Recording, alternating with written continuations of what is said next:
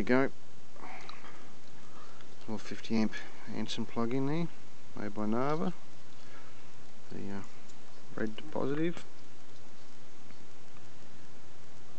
and black to negative. Just put a bit of extra electrical tape over that just to keep it insulated. I've got a waterproof coupling coming,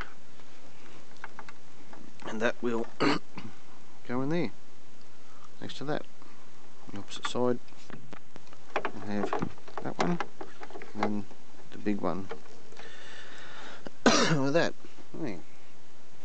So all our trims are back in. I don't know if you noticed, but I've replaced all my screws with stainless steel screws all along here. So as far as the wiring is concerned, I can't do much more until I refit the wiring, put new wiring loom in. I don't know how that's been fitted or who fitted it, but I'm going to redo the whole lot so I know what's right. We can go from there. Oh, when I get a bit more done, we'll see how it goes, I suppose.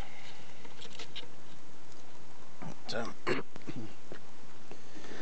the back panel on yet, once it gets a bit more sound deadening. I've got to put the carpet net in there, but I just put the trims in, screwed them down.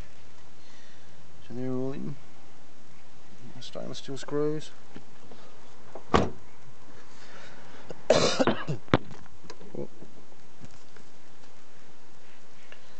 Yeah. All the dashes working properly.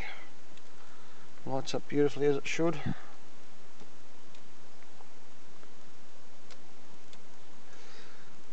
Everything works as it should now, which is good. Well, another job done.